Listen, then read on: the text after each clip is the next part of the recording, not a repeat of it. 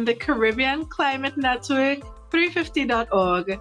You have arrived at the Caribbean Climate Network Climate Chats, and we're talking about climate change in our region. It's the change in climate due to fossil fuel emissions. It's real and it's affecting our ocean, air, land, and even our culture.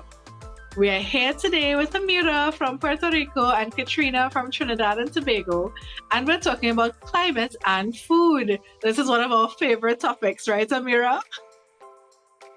Yes, I love it, especially because it connects the Caribbean region so much. Because we're a region that tends to feel very isolated because everyone has different dialects or even whole different languages, or people are just separated by the ocean in some way. But food, that is what connects us. Yeah, those basic ingredients of breadfruit, plantain, all of our lovely root crops. Oh my gosh, I'm hungry now.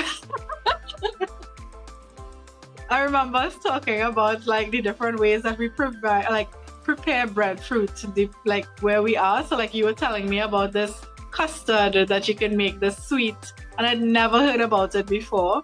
And then for me, it would have been like the roasted breadfruit, or, you know, what we call oil down, where you kind of steam it down. And I was just like, this is exactly an analogy of how climate is going to affect the different Caribbean countries. Because not all of us are islands, right? So we have like Guyana. So they won't feel the same things that an island, a small island, say for example, like the small islands in St. Kitts and Nevis. You know, like they're going to have different feelings to what we're going to be feeling. Different countries have different industries. So, you know, maybe a hurricane might impact tourism for a short time, but then it might impact a factory long term because the factory might be completely destroyed, whereas the tourists will come back after a while. So that's one analogy that I like with food, because food is different even with the same ingredients. So it's like climate change is the same ingredients and all of us are going to have a different time. But speaking about food specifically now, is that climate is affecting our water resources. So how is it in Puerto Rico right now? Like, is it really dry? It's not as dry yet. At least the past few days have been drier than usual. But it is expected to be drier. And with the forecast of El Nino starting again this year, the Caribbean is a region that is expected to suffer drought.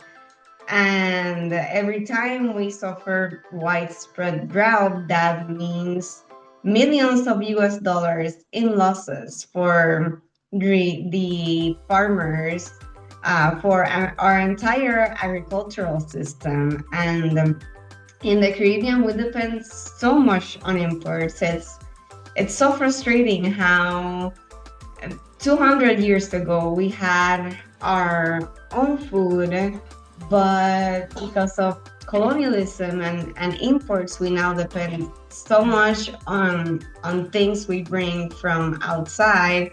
And if we face drought, if we face heat, or if we face hurricanes that destroy crops, we have to rely even more on those imports that are already super expensive, especially now with the rise of fuel prices due to the war, in the Israel-US war against Iran.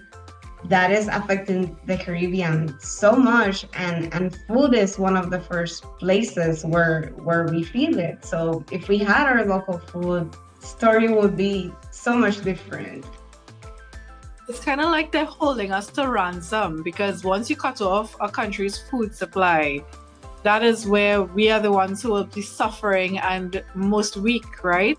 So that's another thing with conflict and like this human world that we live in with conflict, and everybody wants power over somebody else. It's like we are now at the mercy of all of these different powers, you know? And that's the thing, like we've lost our taste for our local food too.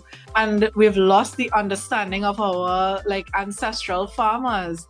So my grandma was telling me she's 95 and there's something called hill rice because like rice traditionally lives in the swamp.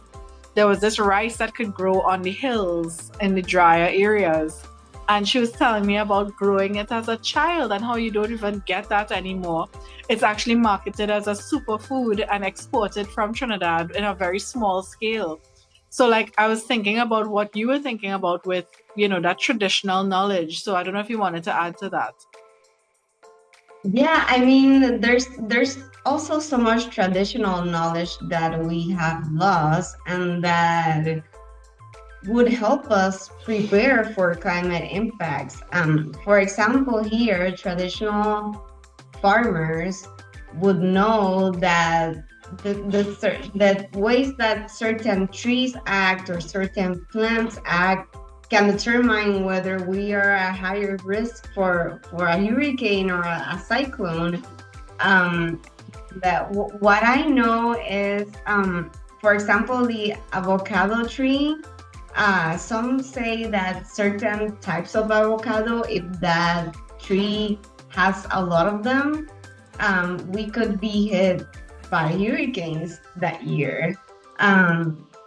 And that's just what I know. I am not a farmer. It's just like what I've heard of stories being told, but I can imagine so many more things that are lost. For example, my great grandmother used to always narrate stories of how, by observing nature, they would know that a hurricane is coming the next day, so they would go into hiding. And that's just how they knew. They just observed outside. It wasn't raining yet, it wasn't windy yet, but they were ready to take shelter. So imagine how many things we have lost, especially this connection to food, and the chances of creating a strong local agriculture that will help us be stronger against disasters like hurricane. Because I believe that after Hurricane Maria, because Puerto Rico depends on 85% of food imports, we didn't have anything. There were long lines in the supermarket. Food was being rationed. Families were only allowed to buy certain number of items because the ports suffered damage, and because there was damage in the ports, the ships couldn't dock, so we didn't have food for consequence.